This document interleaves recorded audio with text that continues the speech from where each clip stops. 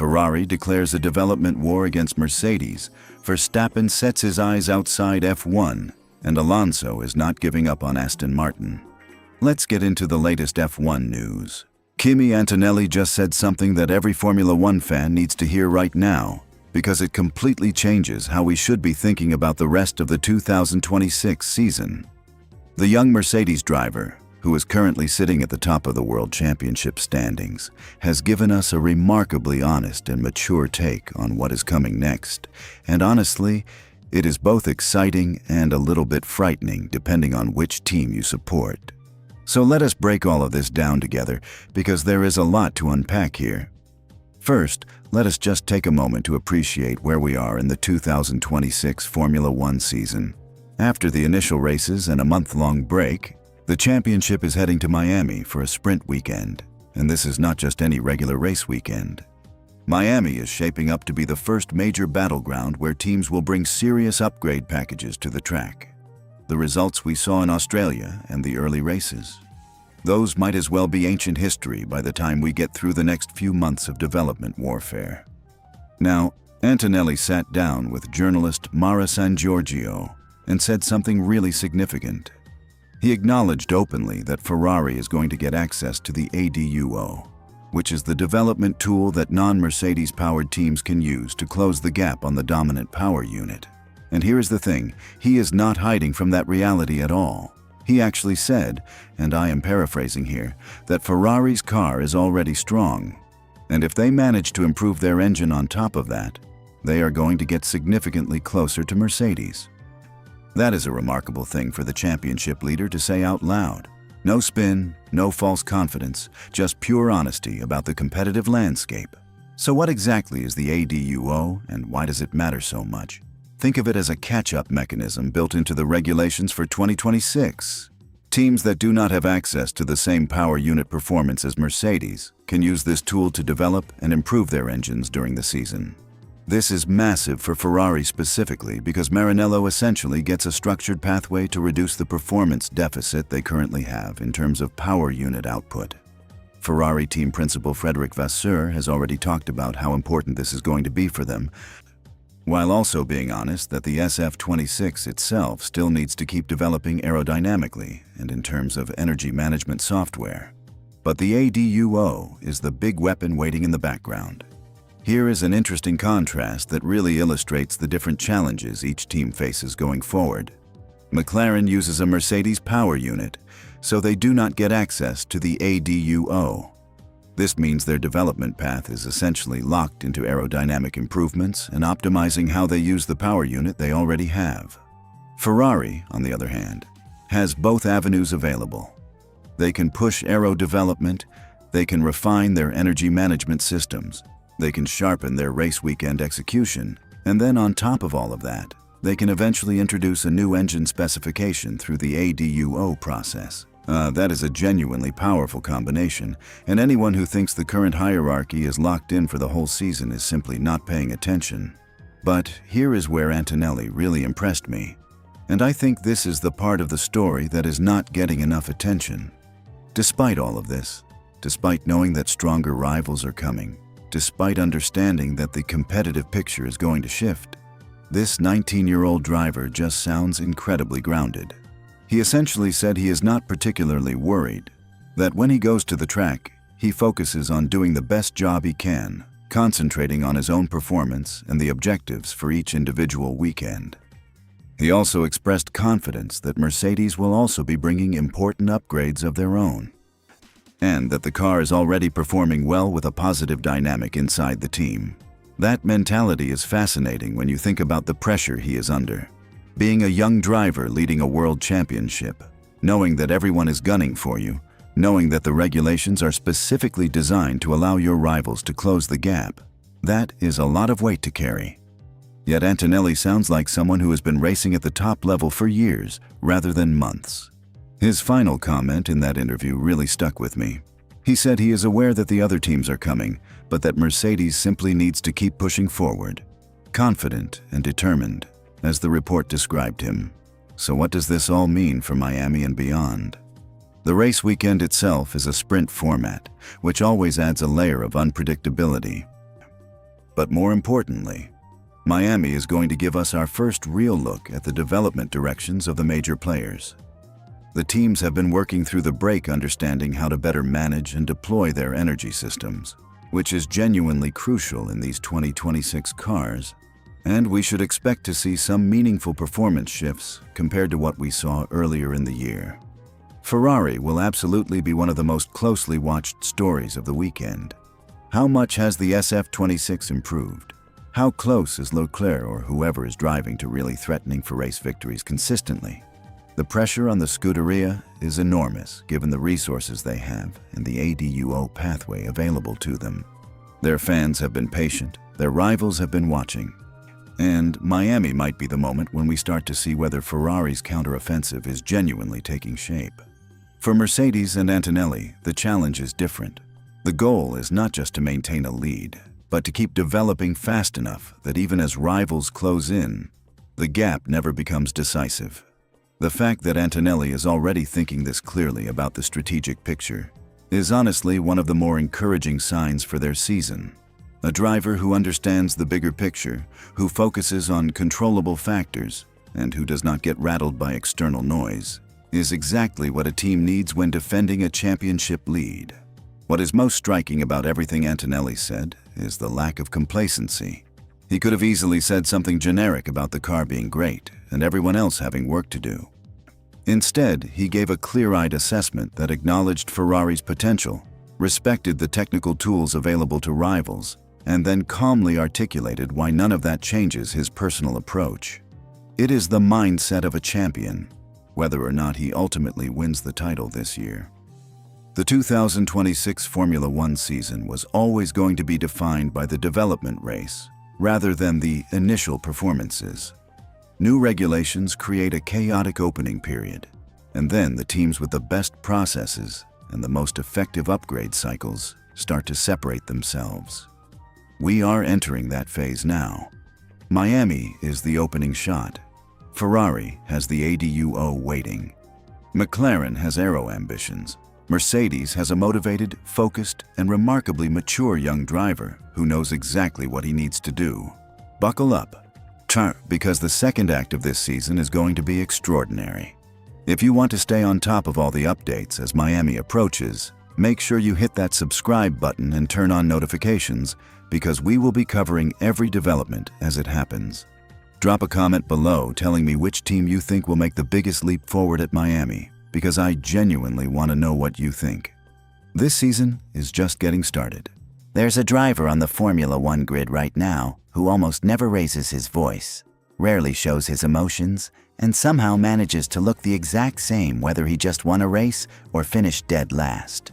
And weirdly, that's exactly why experts are calling him a future world champion.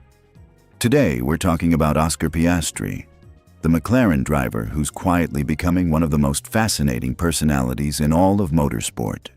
So stick around, because by the end of this video, you're going to understand exactly why his unique approach to racing might be the single biggest weapon he has in his arsenal.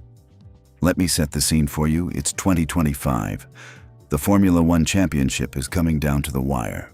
Oscar Piastri, a young Australian driver competing for McLaren, is sitting on a 34-point lead over his own teammate, Lando Norris.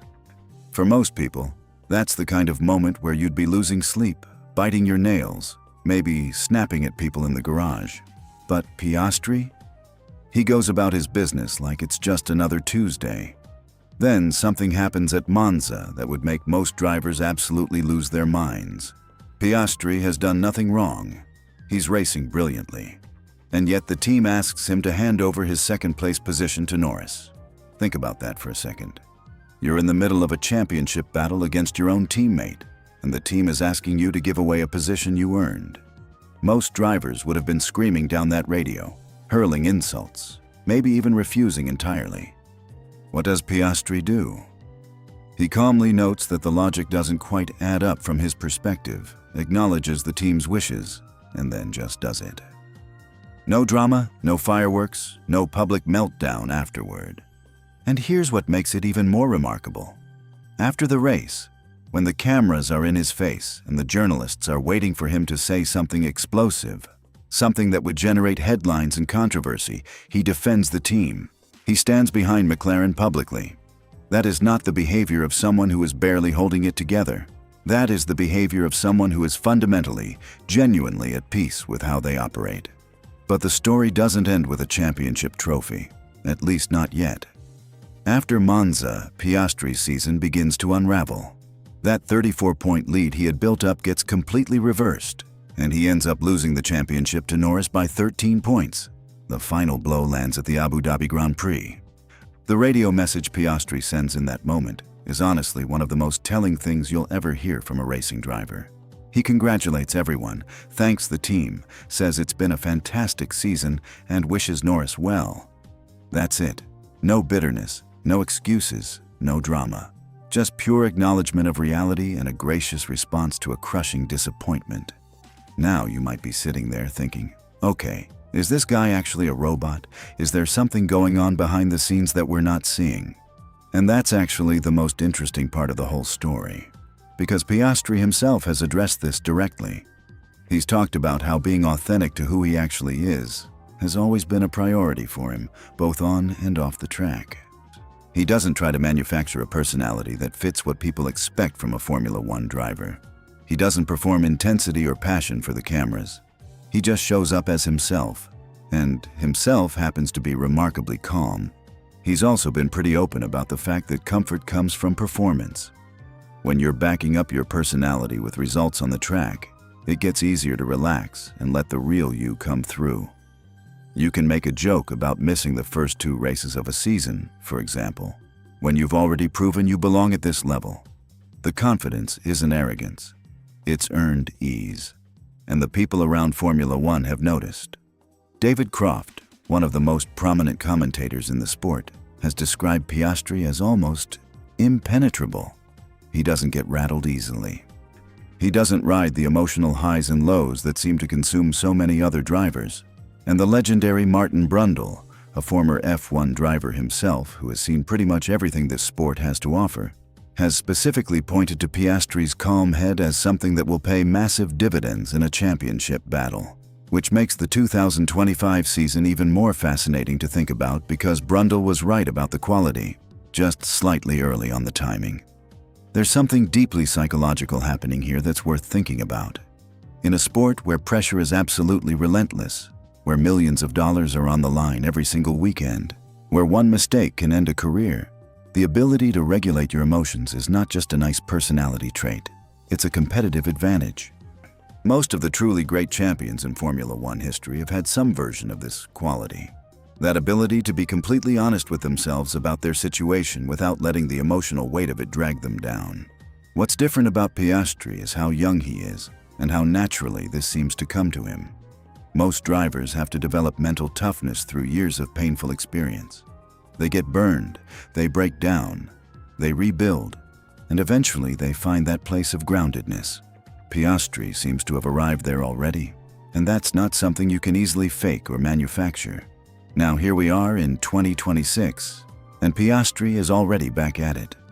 He picked up McLaren's first podium of the new season in Japan, which tells you everything you need to know about his resilience. There was no extended sulking period after 2025, no public crisis of confidence.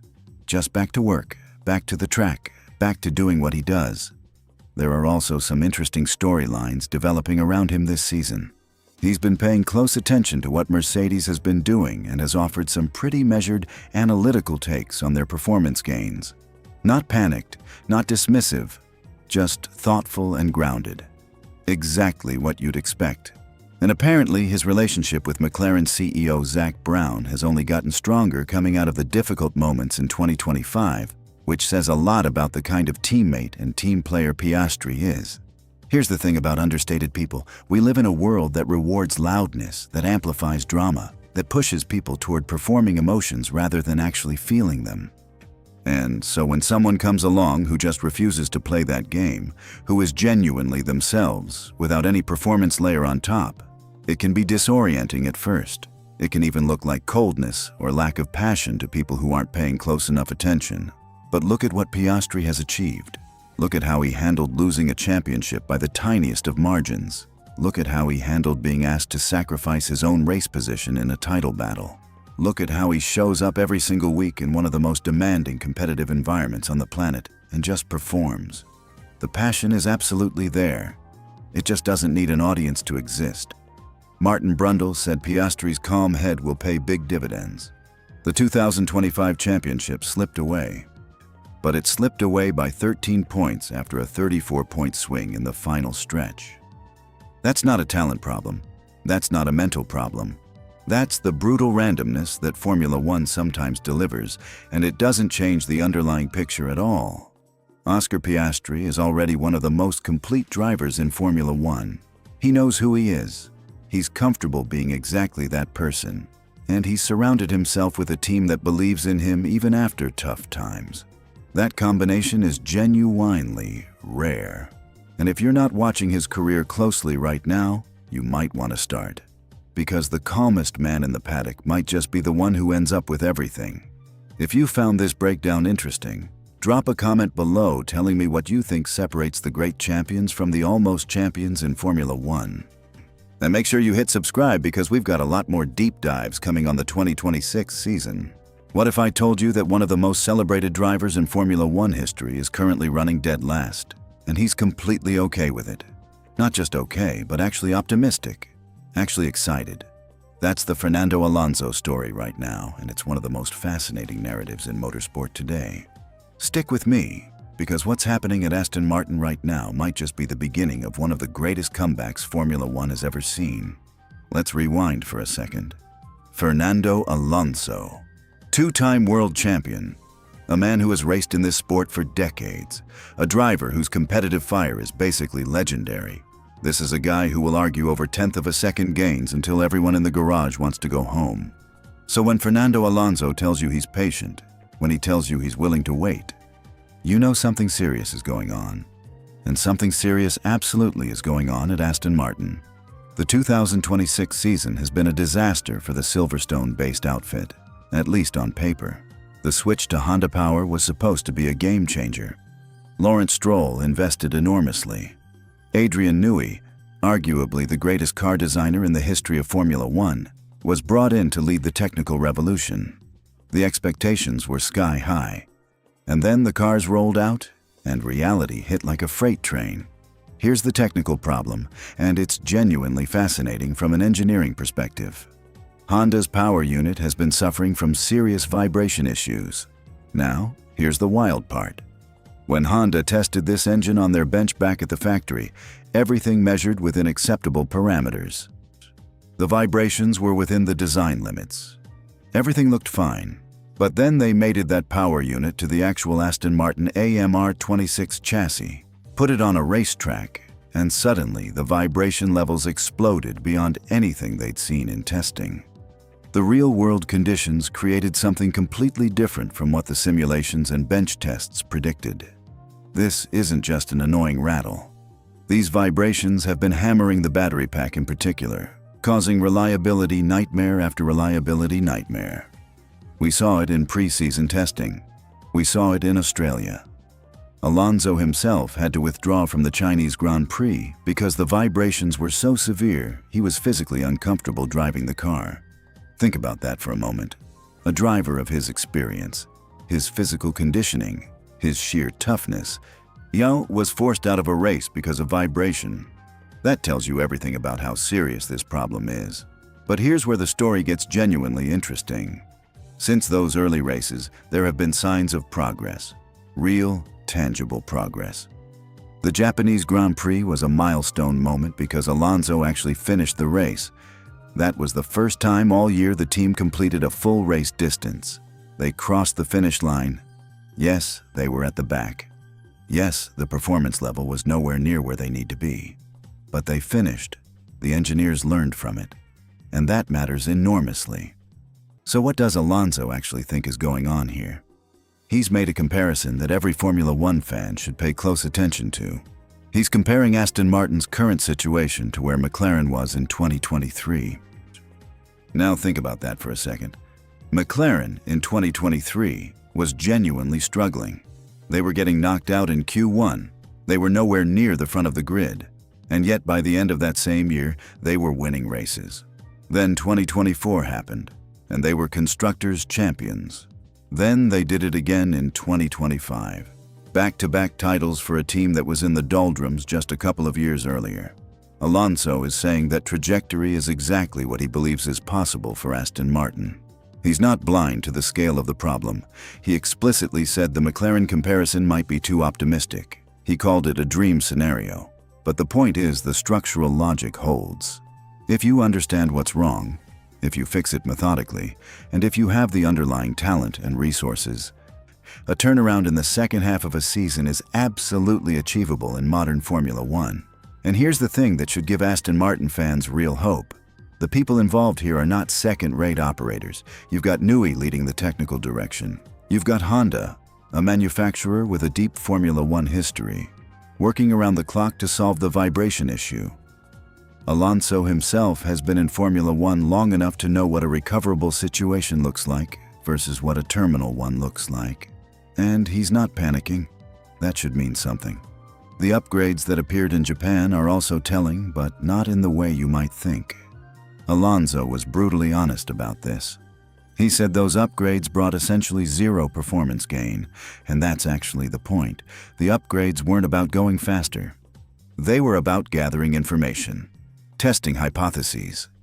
If the engineers in the factory think a particular component is responsible for a particular problem, you put a modified version on the car, you run it, and you see if the data confirms what you thought. You're essentially running experiments at race weekends. You're using the track as a laboratory. That's a sophisticated approach. It's not glamorous. It doesn't give you a headline saying Aston Martin gains 0.3. But it's exactly what you need to do when you're trying to solve a complex, interconnected engineering problem. The factory team's working on aerodynamics, on the power unit integration, on the vibration dampening. They need real-world feedback. Every race weekend gives them that feedback, and then the process begins. Wind tunnel time. Computational fluid dynamics analysis, design iteration, manufacturing. Then finally, the part arrives at the track. Alonso pointed out that by the time all those steps are completed, you're probably talking about July or August. So the timeline Alonso is working with is roughly the second half of the season. That's when he expects to see meaningful performance improvements. That's when he believes the AMR26 can start showing what it's truly capable of. And there are people within the team who believe that once the power unit issues are properly addressed, this could actually be a top 5 chassis, not a back-of-the-grid car. A genuine midfield competitor at minimum. Now here's what makes this story so compelling psychologically. Alonso is 44 years old. He's at a stage in his career where most drivers would have long since retired. He doesn't need this. He could walk away tomorrow and be celebrated forever as one of the greatest who ever lived. But he's still here, still grinding through race weekends in an uncompetitive car. Still going to debrief after debrief, trying to help his engineers understand what's happening. Still showing up. That's either remarkable dedication or a competitive obsession so deep it borders on something else entirely. Maybe both. The fascinating question is whether Alonso's instincts are right. Is Aston Martin genuinely in the McLaren 2023 position? Or is this a more fundamental problem that won't resolve itself in a single season? The honest answer is nobody knows yet. The vibration issue is genuinely complex. Honda has never encountered this specific problem in this specific configuration before. Solving it requires innovation, not just hard work. But the resources are there. The talent is there. The motivation is absolutely there. And in Formula One, those 3 ingredients have historically been enough to turn situations around. What we're watching with Aston Martin right now isn't just a team struggling through a bad start to a season. It's a high-stakes engineering puzzle being solved in real time, with one of the sport's greatest ever drivers at the wheel, and potentially one of the sport's greatest ever technical minds designing the solutions. The second half of this 2026 season could look completely different. And if it does, if Aston Martin starts climbing up that grid, this story will be talked about for years. Fernando Alonso, back of the grid, never stopped believing and ended up proving everyone wrong again.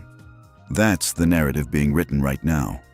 Whether it gets the ending the story deserves depends on what happens in those factories over the next few months.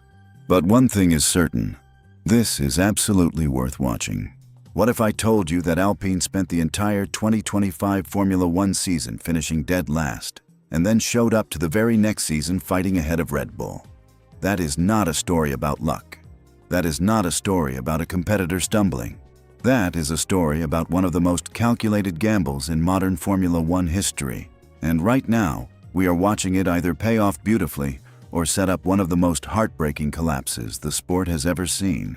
So let us break down exactly what is happening with Alpine in 2026, why their revival is both real and fragile at the same time, and what the one glaring weakness on their car could cost them if they do not fix it fast. Okay, so first, let us set the scene properly, because context is everything here. Last year, Alpine was an embarrassment by their own standards. A team with the history, the budget, and the ambition of Alpine should not be running at the back of the pack. But that is exactly what happened throughout 2025. They were fighting for last-place finishes, collecting almost nothing in the Constructors' Championship, and watching rival teams walk away with points they could only dream of. From the outside, it looked like a disaster. From the inside, though, there was a plan forming, and that plan was extraordinarily bold. While most teams in Formula One will bleed every single development update out of a current car right until the very end of a season, Alpine made a different choice. They decided to stop developing their 2025 machine almost entirely and redirect all of their engineering resources toward the new regulation cycle that would begin in 2026. They essentially wrote off a full season of competition in exchange for a head start on the next chapter. Teams do not do this lightly. This is the kind of decision that can define a franchise or destroy it, and there was no guarantee which way it would go. Fast forward to right now, April 2026, and we have our answer, at least the early version of it. Alpine's A526 has come out of the gate looking genuinely competitive. Pierre Gasly has scored points in every single Grand Prix so far this season. Let that sink in for a second. The only drivers keeping pace with that consistency at the front are Ferrari and Mercedes drivers. Alpine is currently sitting 5th in the Constructors' Championship. And there have been moments where they were threatening 4th before a racing incident between Franco Colapinto and Esteban Ocon cost them positions and a penalty cost them more. Now here is where it gets really interesting. And this is the part that should excite every single Formula One fan watching this story unfold. One of the biggest structural changes Alpine made was abandoning their own power unit. They had been a manufacturer in their own right, developing their own engine, and it simply was not at the level they needed. So they switched to Mercedes high-performance powertrains for the new regulation cycle. And with Mercedes producing what appears to be the strongest power unit at the start of 2026, Alpine has immediately benefited from that horsepower advantage. But here is the question that nobody can answer yet. And it is absolutely the most important question surrounding this team right now. Is the A526 a genuinely great racing car, or is it a decent chassis being carried by a world-class engine? Because those are two completely different situations with completely different futures. This exact scenario played out with Williams at the dawn of the hybrid era. Williams had a strong Mercedes engine and for a while looked like a genuine midfield force. But once the field caught up on power unit knowledge and other teams optimized their chassis, Williams faded. Alpine knows this. Their technical team, led by David Sanchez, knows this. And managing director Steve Nielsen has been refreshingly honest about where the car is right now and where it needs to improve. Nielsen was speaking in Japan at Suzuka, and he did not sugarcoat things. He pointed out that the A526 has a specific problem with high-speed understeer. Now, understeer in high-speed corners is one of the more difficult aerodynamic characteristics to solve, because it relates to how the front of the car generates and maintains downforce under extreme lateral loads when the airflow is being pushed to its absolute limits. At Suzuka, which has some of the fastest, most demanding corners in the entire Formula One calendar, that weakness showed up clearly in the first sector. Nielsen described it as the single biggest weakness on the car right now, acknowledging they saw traces of it as far back as the opening round in Bahrain. The team brought upgrades to Japan specifically targeting the aerodynamic side of the car, looking for the low-hanging fruit in performance development. But fixing high-speed understeer is not a weekend patch job. It often requires fundamental rethinking of how the front wing interacts with the rest of the floor and diffuser system under those specific conditions. This is a real problem that needs real solutions, and the timeline for solving it matters enormously as the season progresses towards circuits where that weakness could be exposed more brutally. But here is the emotional hook in all of this, and this is what makes this story so compelling to follow right now. Gasly himself is doing something remarkable. He is mentally recalibrating in real time. After spending last year at the back of the field, grinding through a demoralizing season with almost nothing to show for it, he is now fighting wheel-to-wheel with Max Verstappen at Suzuka and coming out ahead. He crossed the line in front of the four-time world champion after defending for an entire race. That is not nothing, that is a statement. But Gasly is being smart about this. He is not getting carried away celebrating midfield victories. He was very clear after Japan that his eyes are not on the cars behind him. He wants to close the gap to Mercedes, Ferrari, and McLaren. He wants Alpine to be aggressive in development, to aim forward rather than simply protect their position. That mentality from the lead driver is crucial. A driver who is satisfied with 10th place can subtly drag a team's ambition downward. Gasly is pushing in the right direction. Flavio Briatore, Alpine's executive advisor, reinforced this message after Japan, making it clear that there will be no standing still during any break periods this season. The factory at Enstone will be working through it, finding more performance, and making sure both Gasly and Colapinto have equal opportunity to score. Unlike 2025, this car will receive the team's full development attention for the rest of the season. So what does all of this mean for Alpine going forward? The honest answer is that the next few months will tell us everything. If they can solve the high-speed understeer problem, if their development trajectory continues upward, and if the Mercedes power unit keeps delivering, they could genuinely threaten the top three on certain weekends. Gasly himself hinted at this, saying he believes there will be specific conditions and tracks where they can genuinely show their nose at the front of the pack. The alternative story is darker. If the understeer fix proves elusive, if teams like Haas and Racing Bulls figure out their own cars more quickly, and if the power unit advantage turns out to be the only real thing Alpine has going for them right now, this bubble could deflate by summer.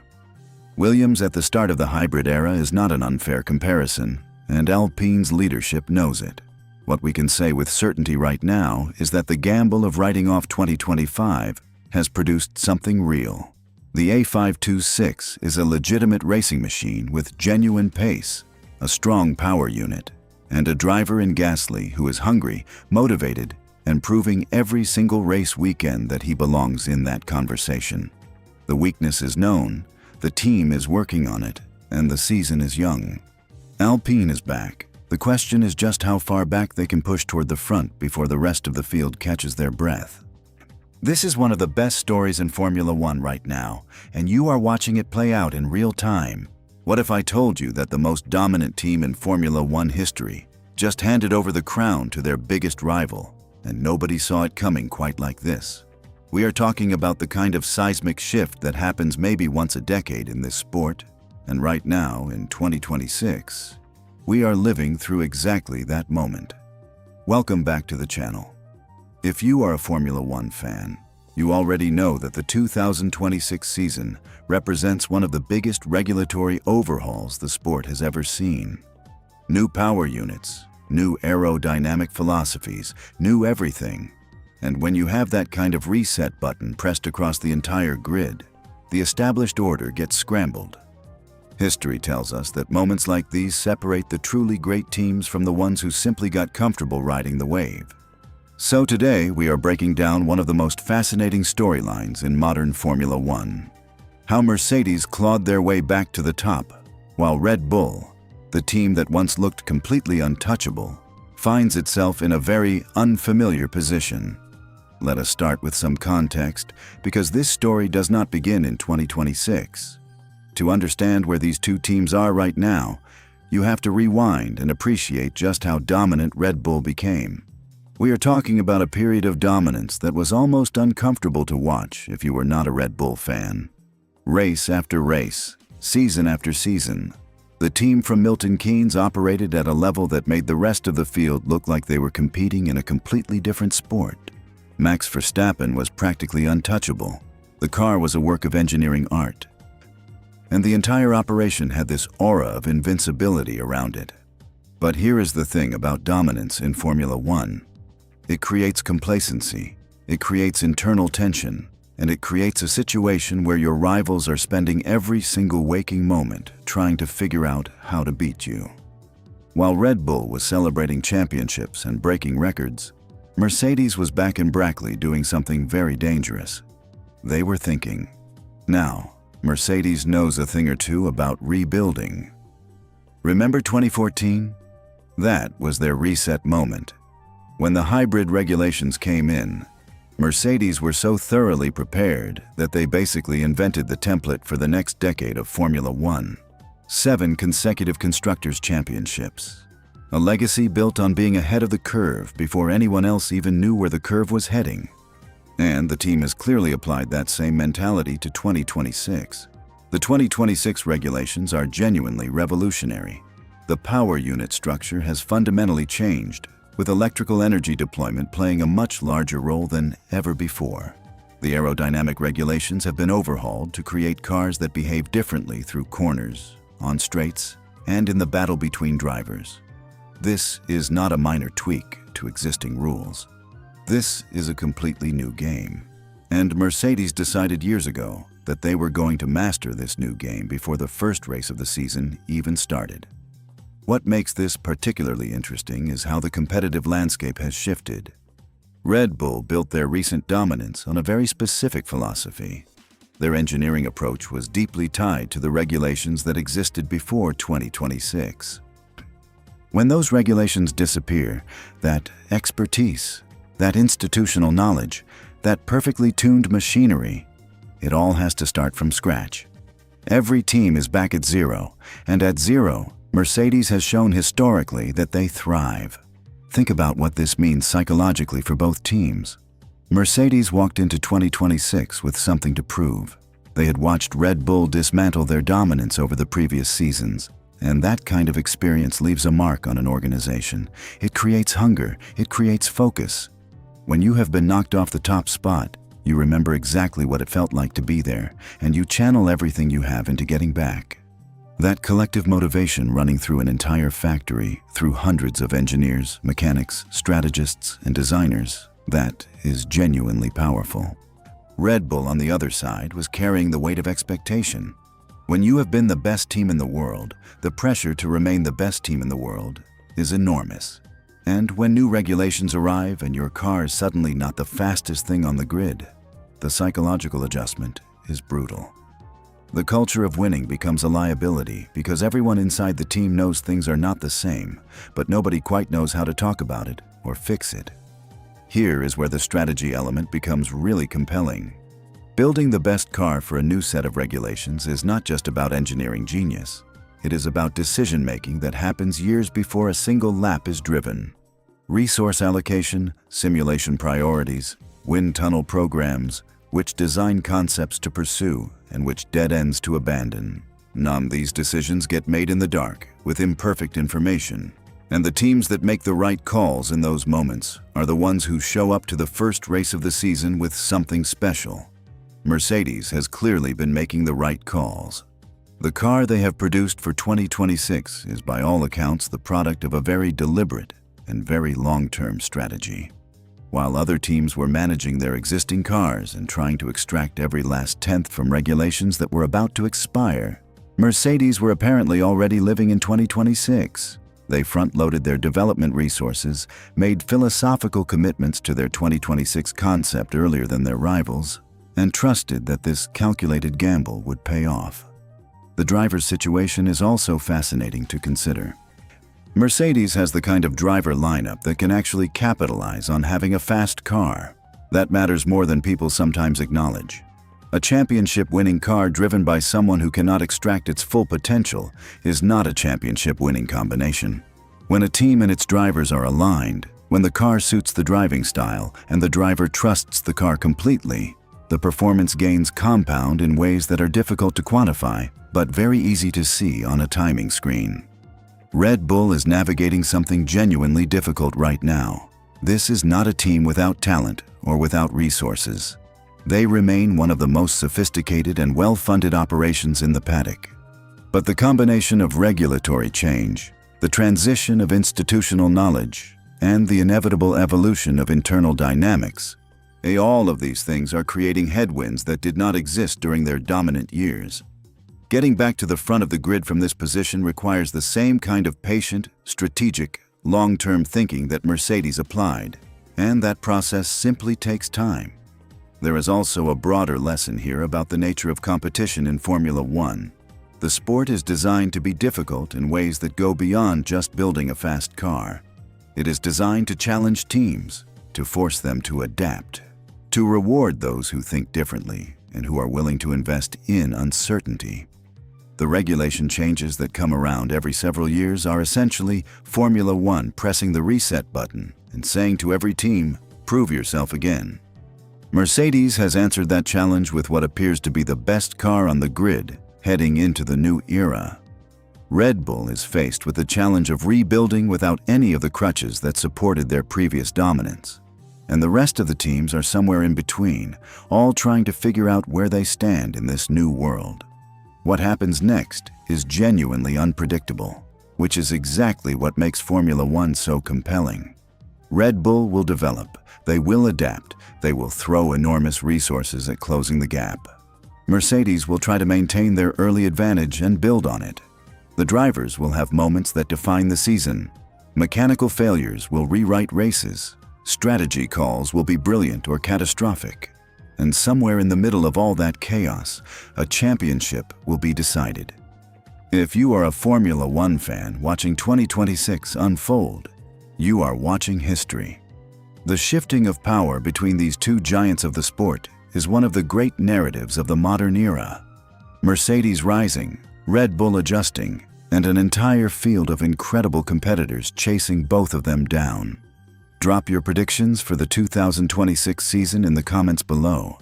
I would genuinely love to know what you think is going to happen, and make sure you are subscribed because this season is going to give us more content than we can possibly keep up with. Stay tuned. Verstappen's F1 career has come to an end after a huge Red Bull bombshell. McLaren is only getting stronger as Oscar reveals even more progress, and the FIA is open to changing the rules to improve racing. Let's get into the latest F1 news. What if the most important person in Formula One right now isn't a driver, isn't a team principal, and definitely isn't someone who ever sat in a cockpit? What if the bombshell that just rocked the entire paddock doesn't involve a driver contract, a team switch, or a controversial racing incident, but instead involves the guy quietly speaking into a headset from the pit wall? Because what just dropped in the F1 world might actually be the biggest story of the entire season, and most casual fans haven't fully grasped what it means yet. Stick around, because by the end of this video, you're going to see exactly why this changes everything. So let's talk about Gianpiero Lambiase. If you follow Formula One closely, you already know who he is. If you're newer to the sport, here's all you need to understand. GP, as he's universally known in the paddock, has been the voice in Max Verstappen's ear since May 2016. That's nearly a decade. That's 4 world championships. That's 71 race victories. Every single moment of Verstappen's dominance, every record broken, every controversial overtake, every perfect qualifying lap, GP was right there guiding it all from the pit wall. And now he's leaving Red Bull to join McLaren. Let that sink in for a moment. McLaren, who are currently the hottest team in Formula One, who just won the Constructors' Championship, who have Lando Norris and Oscar Piastri absolutely flying this season, have just confirmed they are bringing in the architect behind Verstappen's dynasty. The move won't happen immediately. McLaren confirmed Lambiase will join the team no later than 2028, which means he's almost certainly heading into an extended garden leave period, probably 6 months to a full year before that. But the announcement has been made, it's official, and the shockwaves are massive. Now here's where things get really interesting, and I want you to pay very close attention to this part. Back in 2023, GP gave an interview where he said something that at the time sounded like loyalty, like a sweet tribute to his relationship with Verstappen. He said, and I'm paraphrasing here, that the day he and Max stop working together will be the day he's ready to take on a new challenge. He said he wouldn't think it would be fair to any other driver to try and replicate what he and Max built. He called it something incredibly special, something that probably won't happen again. He even said he hoped they'd continue together at least until 2028, when Verstappen's contract expires, unless Max or the team decides otherwise. Read that back slowly. He said he hoped they'd continue until 2028, unless Max or the team decides otherwise. And now GP is leaving for McLaren before 2028. Which means one of two things. Either the team decided otherwise or Max decided otherwise. And if Max decided otherwise, then we might be looking at a Verstappen exit from Red Bull and possibly from Formula One entirely, much sooner than anyone expected. Now I know what some of you are thinking. Contracts exist. Max is tied to Red Bull through the end of 2028 at minimum. He can't just walk away. But anyone who has followed this sport for more than 5 minutes knows that contracts in Formula One are negotiable, that exit clauses exist, that the right circumstances can unlock all kinds of doors. And Verstappen has been increasingly vocal about not enjoying the current formula. He's been open about the fact that the battery harvesting, the lift and coast requirements, the super clipping that prevents drivers from just flat out attacking a lap from start to finish, all of it is robbing him of the pure driving experience he fell in love with.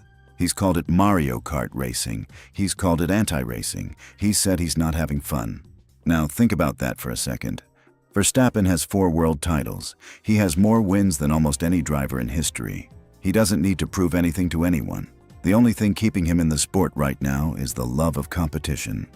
And if that love is being eroded by a formula he finds artificial and unsatisfying, and if his trusted partner of nearly 10 years is now walking out the door, what exactly is keeping him there?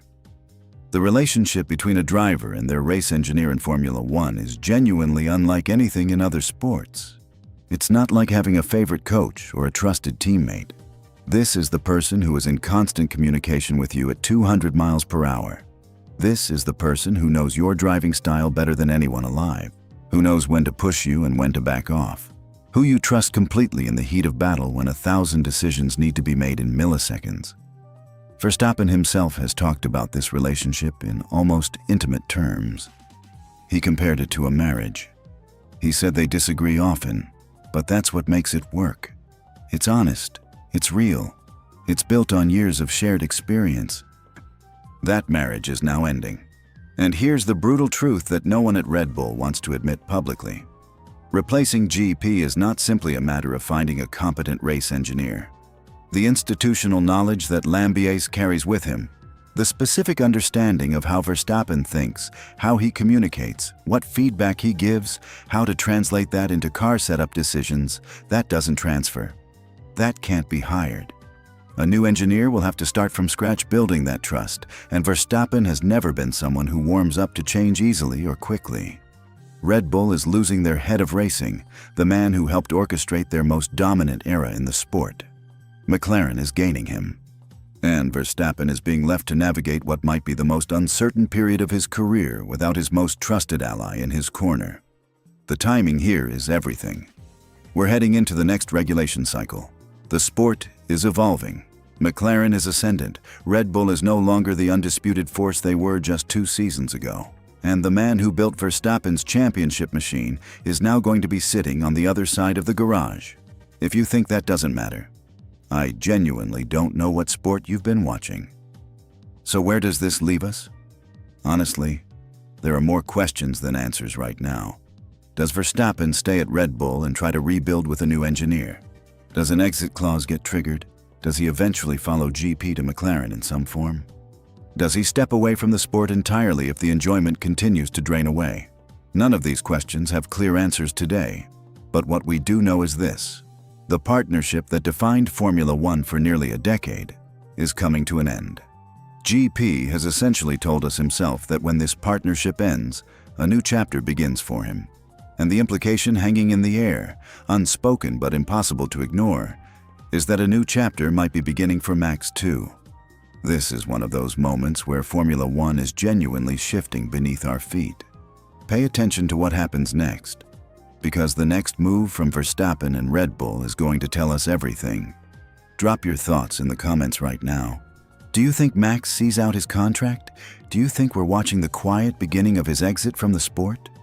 I want to know what you think. And if you haven't subscribed yet, now is literally the perfect time, because this story is only getting bigger from here.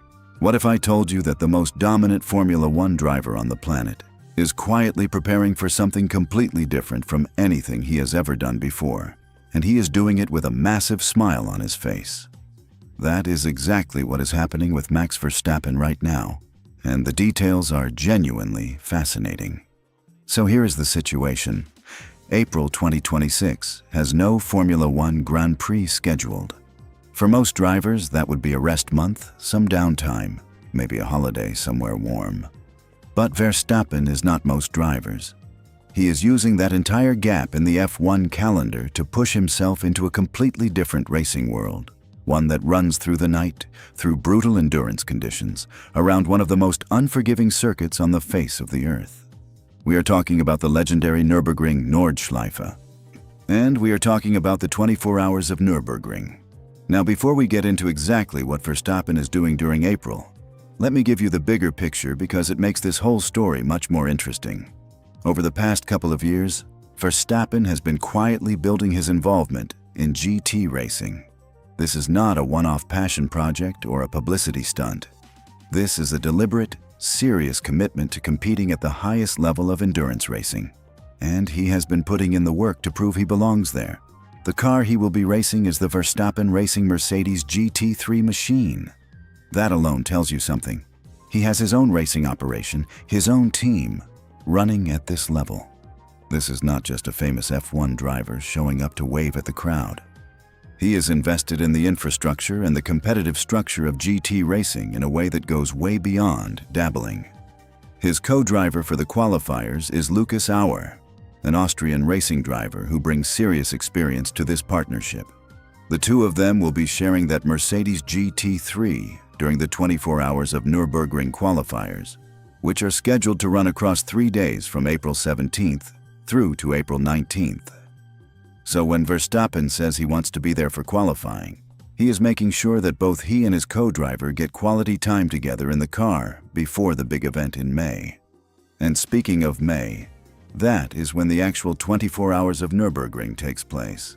This will be Verstappen's debut in the full race, and when you consider what this race demands, the stakes are significant.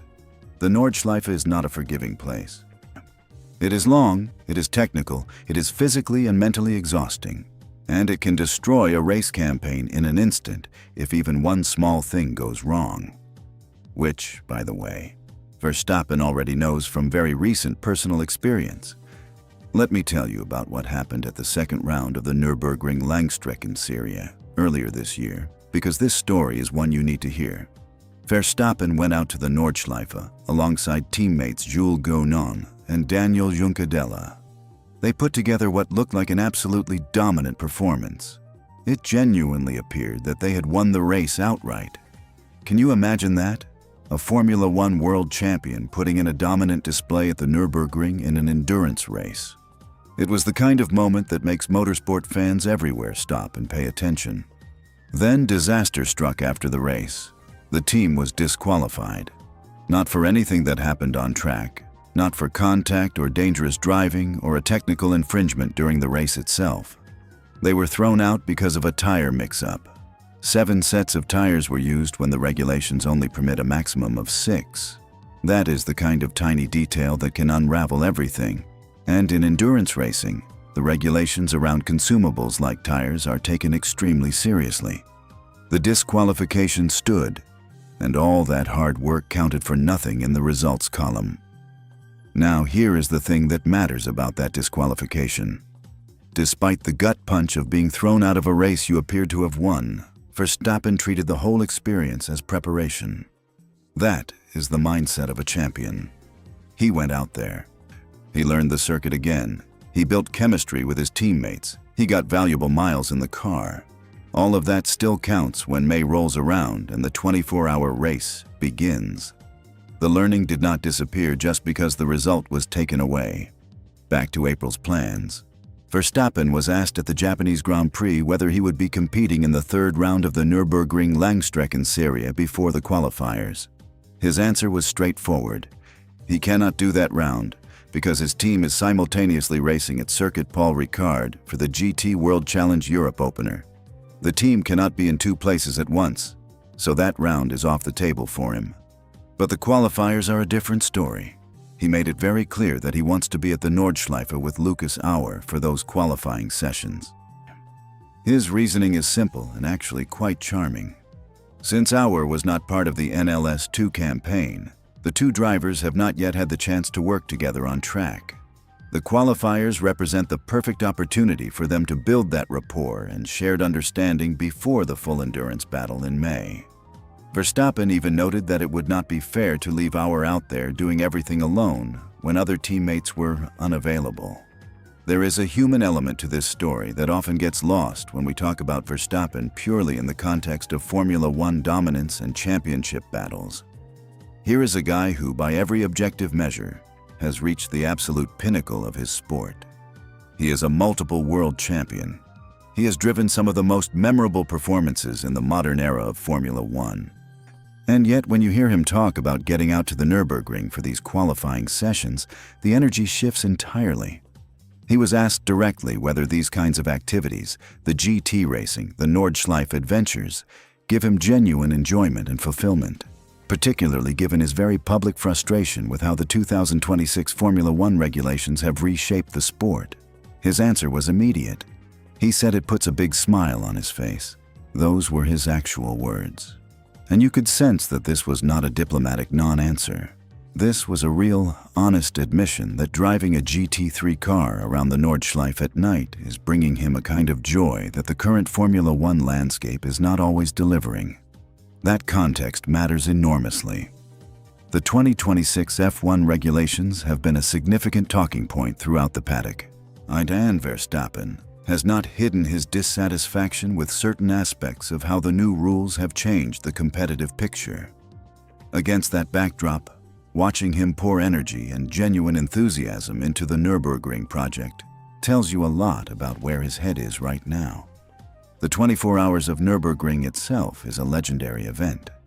It draws massive crowds, it runs through the night, and it tests not just speed, but strategy, teamwork, mechanical reliability, and pure mental fortitude. For a driver who has conquered Formula One's highest peaks, taking on the Nordschleife in a 24-hour format is a genuinely different kind of challenge. The prestige is different. The skills required are different. The way you manage yourself over that duration is different. His full lineup for the 24-hour race in May includes Jules Gounon and Daniel Juncadella alongside him. Both of those drivers bring serious endurance racing credentials to the table. But the qualifiers in April will be Verstappen and Auer only, making that window of time critical for both drivers to get synchronized and ready. From a strategic perspective, what Verstappen is doing here is thoughtful and methodical. He is not walking into the 24 hours cold. He built miles at NLS2, even if the result was wiped out. He is adding more track time with Auer during the qualifiers. By the time May arrives, he will have accumulated meaningful preparation in that specific car, on that specific circuit, and with the people who matter in this campaign. The bottom line here is that Max Verstappen is not spending April on a beach. He is at the Nürburgring, doing the work, preparing for one of motorsport's most iconic endurance races, and doing it with an enthusiasm that is genuinely refreshing to see.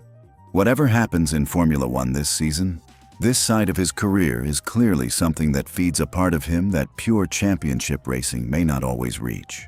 Stay tuned to this channel because as April progresses and those qualifiers get underway, we will be covering every development from Verstappen's Nürburgring journey. Make sure you subscribe so you do not miss any of it. You might not know this, but one of the most important relationships in Formula One isn't between a driver and his car, or even a driver and his team. It's the relationship between a driver and the person guiding them behind the scenes. And right now, one of the most fascinating evolutions happening in the entire paddock involves Oscar Piastri and his longtime manager, Mark Webber. Today we're breaking down exactly what's changing, what it means for Piastri's career, and why this shift actually tells us something deeper about how a driver truly grows into a champion. Let's start with some context because this story is richer than most people realize. When Oscar Piastri arrived on the Formula One grid as a McLaren driver, he wasn't just another rookie with raw talent. He came in with serious backing and serious guidance. Mark Webber, I'm former Red Bull driver, 9-time Grand Prix winner, and someone who knows the political landscape of Formula One better than almost anyone, was right there at his side. Not just occasionally, but at most races throughout the season. Him and his partner, Ann Neal, were essentially Piastri's protective shield in a paddock that can eat young drivers alive if they're not careful. And that support genuinely mattered. Piastri himself has talked about how in that first year especially, Webber was asking questions that hadn't even crossed his mind. Things that to an experienced F1 figure seem completely obvious, but to a debut driver are invisible. Questions about how to handle contracts, team dynamics, media, strategy, the kind of stuff they don't teach you in karting or Formula 3. Webber was essentially doing the thinking for the parts of the F1 world that Piastri hadn't yet learned to navigate on his own. That's what a truly great manager does. They don't just negotiate your deals.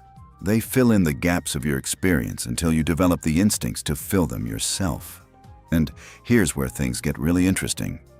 Ahead of the 2026 Formula One season, Piastri made a significant addition to his inner circle. He brought in Pedro Matos, who many of you might recognize as the race engineer who worked alongside Piastri during his dominant 2021 Formula 2 title campaign. That was a pivotal season in Piastri's career, one that essentially proved to the world he was more than just a prospect. He was the real thing, and Matos was right there engineering that campaign to perfection. Bringing him back into the fold for 2026 sent ripples through the paddock. People started asking questions. What does this mean for Webber's role? Is Piastri distancing himself from his longtime manager? Is there some kind of falling out happening behind the scenes? The short answer is no. Planet F1 has confirmed that Webber's role remains unchanged in any official sense, but the practical reality has shifted. Webber will now attend select races rather than being a constant trackside presence, while Matos is expected to attend most, potentially every round of the championship. When Piastri sat down with Fox Sports Australia ahead of the April break, he addressed the situation directly and honestly. He said Webber is still very much involved and that they've spoken regularly throughout the start of this year. But he also acknowledged something really important.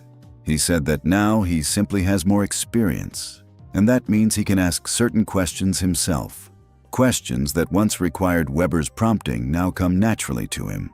Think about what that actually means for a second. In year one of Formula One, you're drinking from a fire hose. Every single weekend throws something new at you. The tire management, the politics, the media, the sponsor obligations, the setup decisions, the team hierarchy.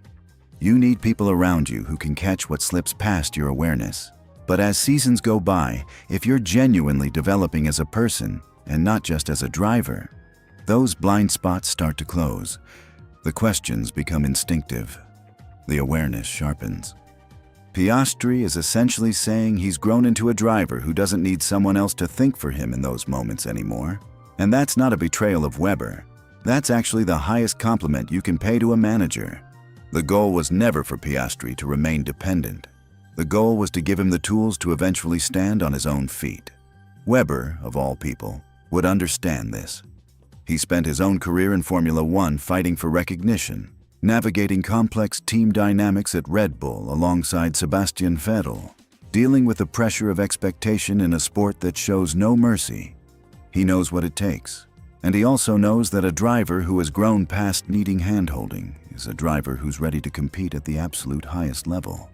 And right now, Piastri is very much at that level. His 2026 campaign has already shown flashes of the kind of racecraft and composure that makes him genuinely dangerous in a title fight. He claimed McLaren's first podium of the 2026 season in Japan. He's been vocal about his observations on Mercedes' advantage and what's driving their performance gains this year. He's not sitting back and absorbing information anymore. He's analyzing, speaking with authority, and competing with the confidence of someone who knows exactly who he is on a race weekend. That's the Piastri effect, and Webber's fingerprints are all over it, even if you can't see them from the grandstand. There's a broader lesson here for anyone paying attention, and it goes beyond Formula One. The best mentoring relationships are the ones that work themselves out of a job. If a mentor does their work properly, the mentee eventually develops the independence and judgment to carry forward without constant intervention. That's not a sign of failure. That's the whole point. It's the goal from day one. Piastri calling this a natural evolution is exactly the right framing. There's no drama here. There's no falling out. There's no power struggle. There's just a young man who came into the sport needing significant support and who has developed, race by race, season by season, into someone capable of leading his own corner of the paddock with real confidence. The addition of Pedro Matos is smart too, having someone who knows how Piastri operates from their Formula 2 days, someone who understands his communication style and his approach to engineering feedback, gives him continuity and familiarity as the demands of 2026 intensify. Webber remains the strategic and high-level voice when it matters most. Matos becomes the daily presence who bridges the gap.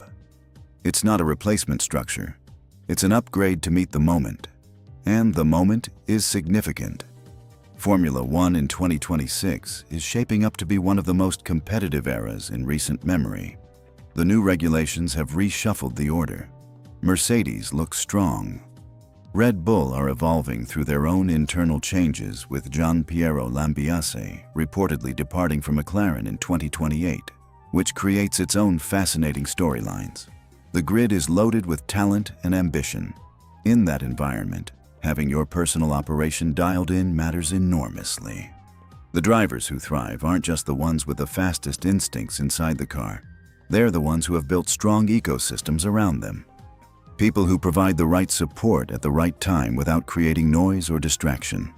Oscar Piastri, right now, looks like exactly that kind of driver. Someone who has built something real, evolved it thoughtfully, and is stepping into 2026 with a level of maturity that genuinely excites anyone watching closely. Mark Webber spotted something special in this kid years ago and dedicated serious time and energy to bringing it out. And Oscar Piastri has repaid that faith by becoming exactly the kind of driver they both hoped he could be. That's not a manager stepping back, that's a mission accomplished, and Formula One is only going to be better for it. If you want to keep following this story and everything else happening in the paddock right now, make sure you subscribe because there is so much more coming your way. Charles Leclerc has revealed something that most Formula One fans never expected to hear from one of the fastest drivers on the grid. He meditates. He works with a psychologist, and he says these two things are just as important to his success as any upgrade Ferrari puts on his car. Today, we are diving deep into the mental framework behind one of the most talented and psychologically resilient drivers in modern Formula One.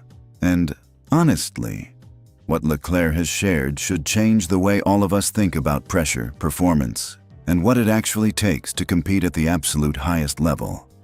Let me set the scene for you. Charles Leclerc has been carrying the weight of Ferrari's hopes on his shoulders since he was in his early 20s. That is not a small thing. Ferrari is not just any team. It is the most iconic, most scrutinized, most emotionally charged constructor in the entire history of motorsport. Every race, every qualifying session, every single corner is watched, analyzed, and judged by millions of passionate fans who have been waiting for a championship for decades. The pressure that comes with being Ferrari's lead driver is almost incomprehensible to most people. And yet Leclerc has not cracked. He has not fallen apart. He has consistently delivered some of the most stunning performances we have seen in recent years. So the obvious question becomes, how does he do it? The answer, it turns out, has very little to do with what happens on the track and everything to do with what happens in his mind before he even puts on his helmet.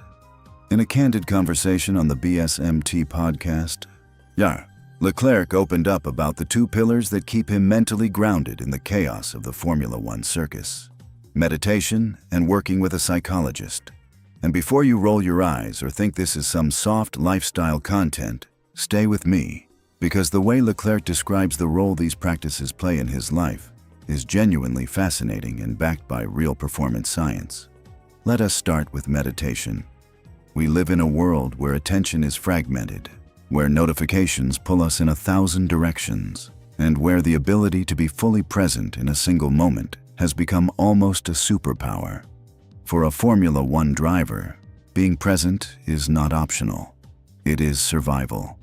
When you are pushing a car to its absolute limit at 200 miles per hour, any mental distraction, any intrusive thought about a mistake you made 3 laps ago or a rival who is closing in behind you, that distraction can be the difference between a podium and a barrier.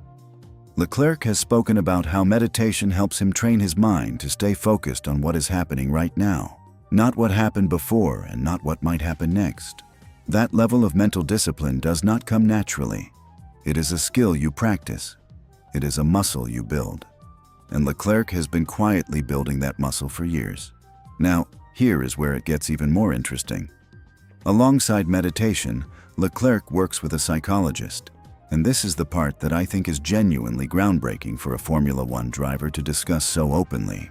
There has always been this unspoken culture in motorsport, in professional sport generally, where admitting you need mental support feels like admitting weakness. Drivers project toughness. They project confidence. They want their rivals to believe they are unshakable. But what Leclerc is doing by speaking openly about this is actually far more powerful than any performance of invulnerability. He is being honest about the reality of competing at the elite level, and that honesty takes real courage. Working with a psychologist is not about fixing something broken. That is a misconception a lot of people carry. What a sports psychologist actually does is help an athlete understand their own mental patterns, their triggers, the ways stress manifests in their decision-making, the moments when emotion starts to override logic. For Leclerc, who has had to navigate seasons with genuine highs and genuinely painful lows, understanding those internal patterns is not a luxury.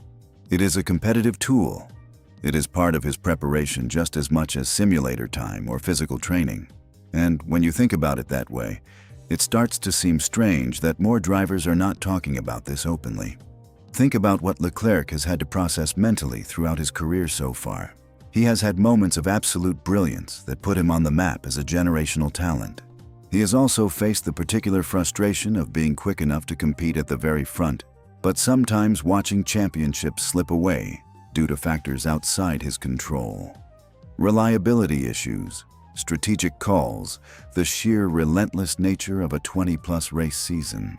Any one of those experiences alone could erode a driver's confidence if they let it.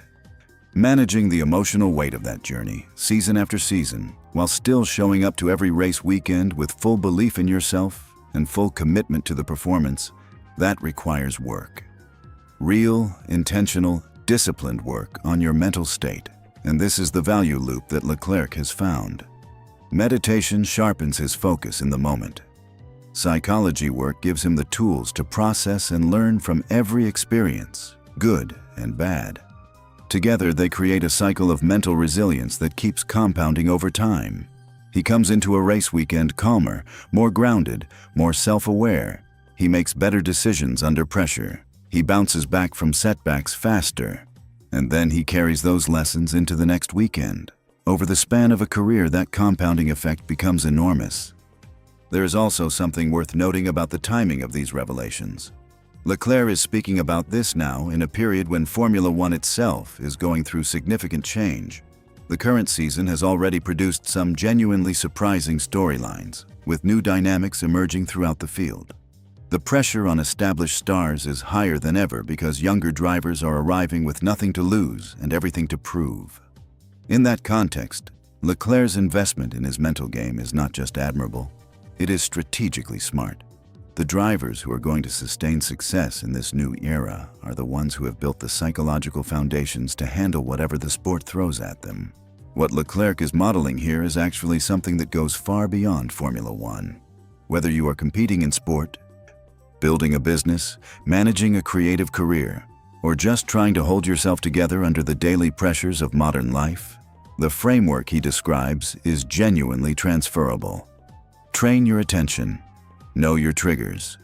Seek support from people who understand the psychology of performance. Do not wait until you are in crisis to start working on your mental resilience. Build it proactively before you need it desperately.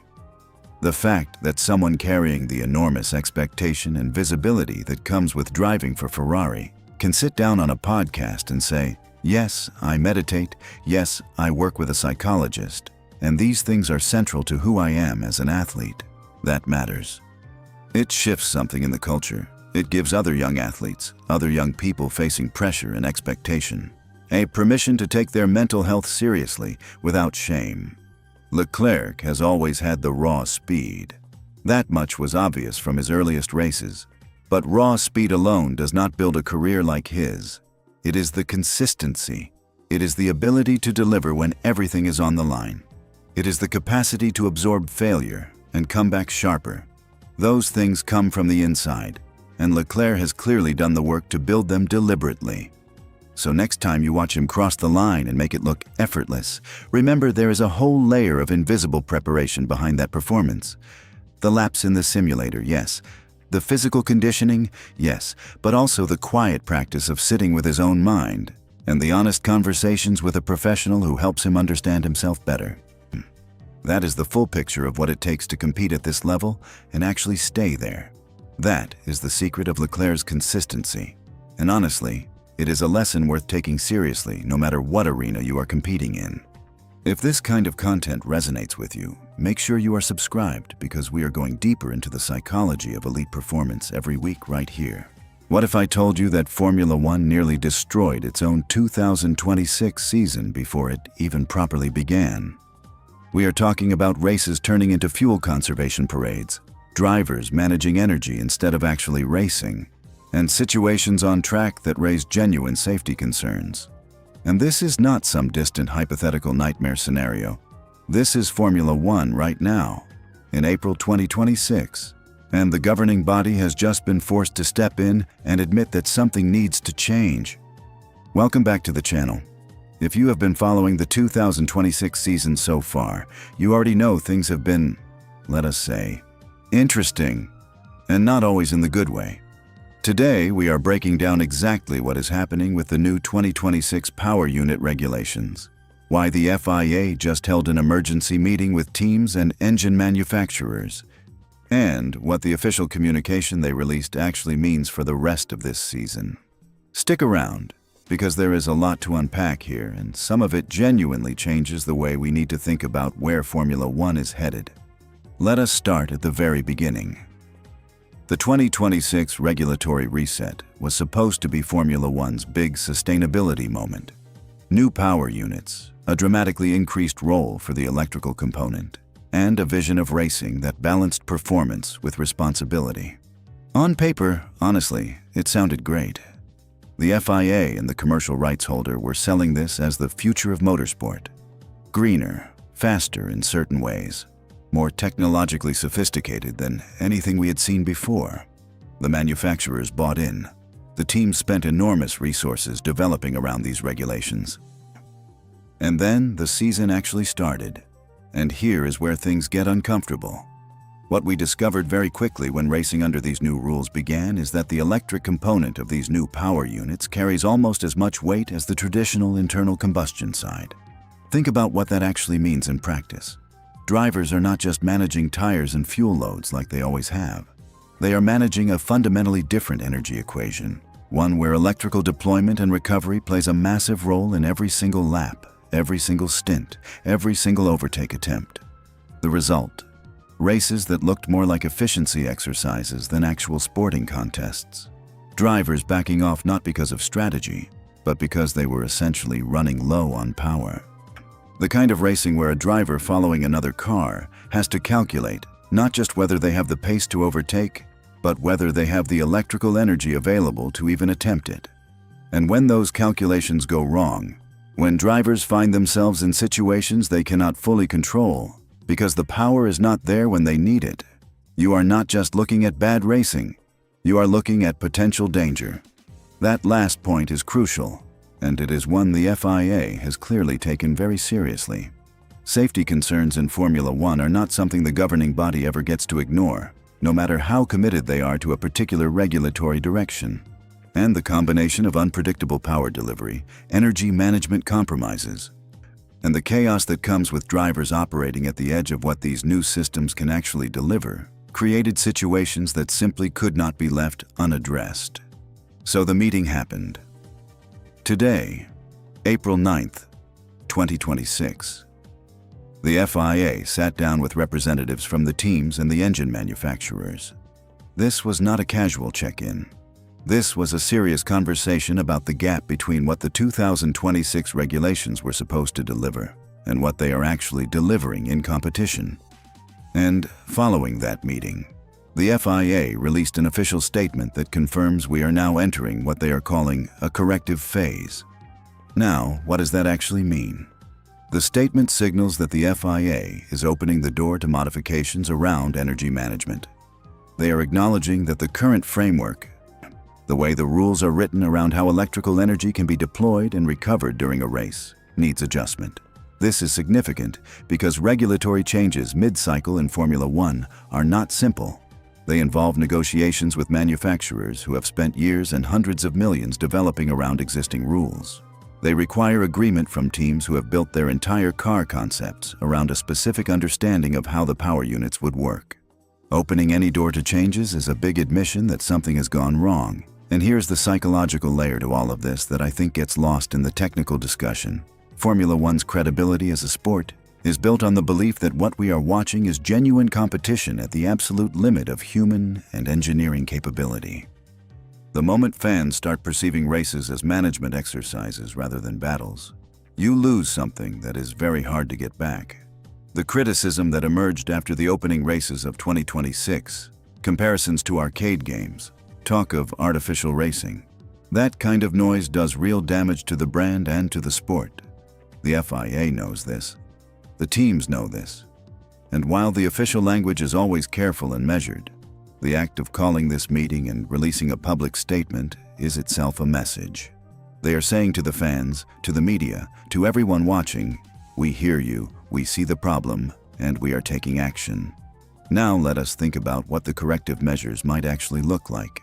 Without getting too deep into speculation, the most obvious area to address is the rules around energy deployment during races. If drivers are forced to conserve electrical energy to the point where they cannot race at full intensity, then the parameters around when and how much electrical power can be used need to shift. There might also be conversations about how regeneration targets interact with racing conditions, because a system that asks drivers to harvest energy in situations where doing so creates risk is a system that needs recalibration. The challenge for the FIA and for the teams is finding changes that address the sporting and safety concerns without completely undermining the technological direction that the 2026 rules were designed to promote. This is not easy. There will be arguments about competitive advantage, about which manufacturers benefit from which specific adjustments, about whether changes made now create unfair conditions for teams who designed their cars around the original regulations versus those who perhaps had a clearer picture of where this was heading. And speaking of the competitive picture, let us not forget the backdrop here. Young Kimi Antonelli currently leads the Drivers' Championship. Mercedes has looked dominant through the early rounds. Ferrari is reportedly pushing hard on their response strategy. The competitive order has been turned on its head in ways nobody fully predicted. This is actually one of the more interesting aspects of the 2026 situation, because regulatory chaos often reshuffles the hierarchy, and that is both a problem and an opportunity depending on where you sit in the paddock. What happens next will define how we remember this era. Formula One has navigated regulatory crises before. The sport has a long history of ambitious rule changes that required mid-course corrections. What matters is not that a problem emerged, but how quickly and effectively the people in charge respond to it. The FIA moving decisively, bringing all stakeholders into the room, and signaling publicly that changes are coming is the right first step. But here's the thing: first steps are not enough. What we need to see over the coming weeks and race weekends is actual implementation of meaningful adjustments that translate into better racing on track. Fans do not watch press releases. They watch the cars. They watch the battles. They watch whether the drivers are truly at the limit or whether they are pacing themselves through a complicated energy equation. That is the test that matters. The 2026 season has the potential to still be something special. The raw ingredients are there. Young talent at the front, established champions fighting back, manufacturers genuinely separated by performance gaps that create real narratives across a season. But all of that potential gets buried if the fundamental mechanics of how the cars race need to be fixed first. The FIA has opened the door. Now we watch to see whether the room on the other side of that door actually contains the solutions the sport desperately needs. Drop your thoughts in the comments below. Do you think the FIA can fix this mid-season, or has the damage already been done? Subscribe if you want to follow every development as this story unfolds, because trust me, we are only at the beginning of what is going to be a very consequential few months for Formula One.